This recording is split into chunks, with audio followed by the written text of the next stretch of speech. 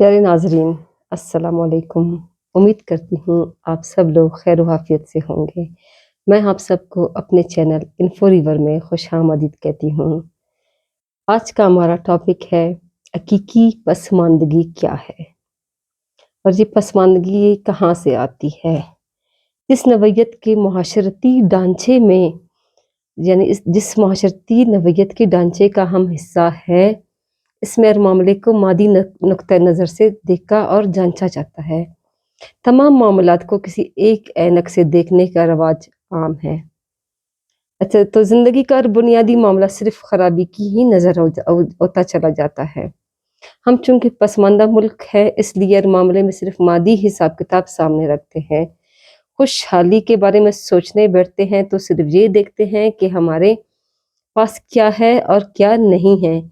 जो कुछ हमारे पास है, इसके मयार और असरात के बारे में सोचने की हमें ज़रूरत ही महसूस नहीं होती। दुनिया में पसमानदा इसलिए समझती है कि ज़िंदगी की बुनियादी सहूलतों का एहतमाम करने में भी हम अब तक कामयाब नहीं हो सके हैं। इंसानी वसाइल की तरक्की के मामले में हम तरक्की याफ्ता अक़वाम से बहुत पीछे हैं। बहुत सी सहूलतों का तसव्वुर भी हमारे यहाँ आम नहीं। हुक्मरानी का मयार भी गिरा हुआ है। लोग हुकूमत से बहुत सी तवक्कुआत रखते हैं जो किसी तरह पूरी नहीं हो सकती। पसमानदा अक़वाम वो है जो ज़िंदगी की दौड़ में पीछे रह गई हैं। हम भी ज़िंदगी की दौड़ में पीछे रह गए हैं। ज़िंदगी की दौड़ में पीछे रह जाना क्या है? क्या मादी तरक्की के अहदाफ हासिल ना कर पाने को की सूरत में ये कहा जाता है कि हम ज़िंदगी की दौड़ में पीछे रह गए हैं, या पीछे रह जाने का कोई और मफ़हूम भी है? मजमूई कौमी पैदावार और बरामदात के हवाले से दूसरों से पीछे रह जाना, दाखिला और खारजा पॉलिसी के हवाले से नाकाम हो जाना और सियासी इस्तेकाम से महरूम हो जाना आम तौर पर ज़िंदगी की दौड़ में पीछे रह जाने का यही मफ़हूम लिया जाता है। हमें ज़िंदगी को वसी तर तनाज़ुर में देखना चाहिए। हर मामले का जायज़ा इस तौर लेना चाहिए कि कोई भी पहलू नज़रअंदाज ना हो। इस सूरत में हम ज़िंदगी की बेहतर तस्वीर बना सकते हैं। हकीकी पसमानदगी ये है कि हम इल्म से दूर हैं। हम इल्म से दूरी इख्तियार कर चुके हैं और इस मामले में एहसास की दौलत से भी महरूम हो जाएंगे। तालीम और तरबियत के बगैर किसी भी कौम ने हकीकी तरक्की नहीं की।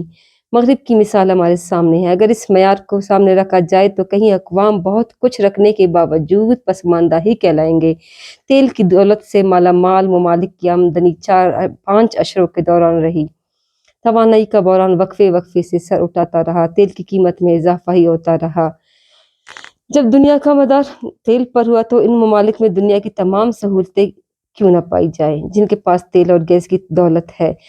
अरब दुनिया खलीजी ममालिक में तेल की दौलत ही ने ज़िंदगी का मयार इस कदर बुलंद किया है कि खित्ते के दीगर ममालिक रश्क करते हैं। सऊदी अरब, मुत्तहिदा अरब अमारात में जदीद तरीन इमारतों और सहूलतों का जाल सा बिछा हुआ है। आसाइश और तैश की वो कौन सी चीज़ है जिससे इन ममालिक के लोग महरूम हैं। दुनिया भर से अफरादी कुव्वत दरामद करके इन ममालिक ने तरक्की का बाजार गर्म कर रखा है, मगर एक मामले में ये दौलतमंद ममालिक पसमानदा रह गए हैं। बेशतर मामलात में इनका मदार गैर मुल्की अफरादी कुव्वत यानी तारिकीन वतन पर है।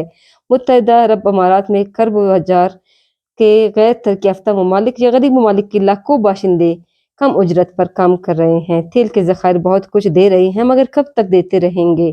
क्या ये ज़खायर ख़त्म ना होंगे? क्या एक दिन तेल की दौलत भी रुखसत नहीं होगी?